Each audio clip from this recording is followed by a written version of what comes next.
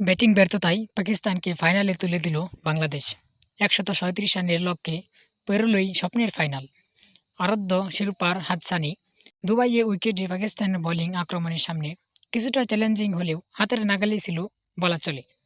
শুধু দেখে শুনে খেললে জয় সুনিশ্চিত এমন ম্যাচে বাংলাদেশের ব্যাটাররা যেন দায়িত্ব জ্ঞানহীন ব্যাটিংয়ে কে কাকে সারাবেন সেই প্রতিযোগিতায় নামলেন।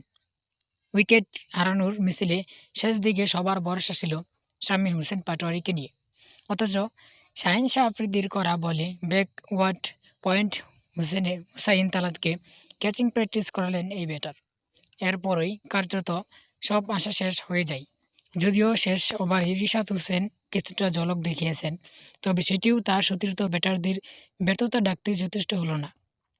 পাকিস্তানের ছুড়ে দেওয়া ১৩৭ রানের টার্গেটে ব্যাট করতে নেমে বাংলাদেশের ইনিংস থেমেছে নির্ধারিত ওভার ৯ উইকেটে হারিয়ে ১২৪ রানে।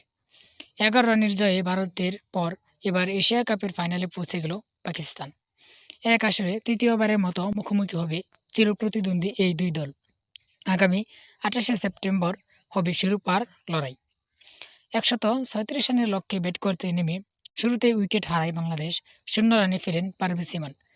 তার পথ ধরে তাওহিদ হৃদয়ও দ্রুত ২ উইকেট হারানোর পর এক প্রান্তে দাঁড়িয়ে আশা দেখাচ্ছিলেন ভারতের বিপক্ষে ৫০ করা সাইফ হাসান।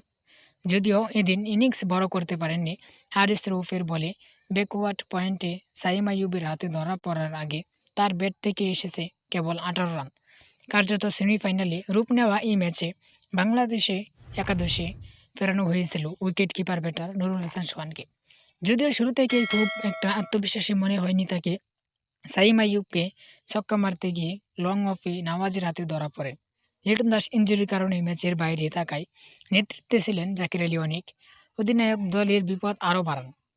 অদ্ভুত শট খেলতে গিয়ে ক্যাচ প্র্যাকটিস করলেন যেন পাকিস্তানি ফিল্ডারকে। রান পাননি শেখ মেহেদী ও তানজিম হাসান সাকিবও।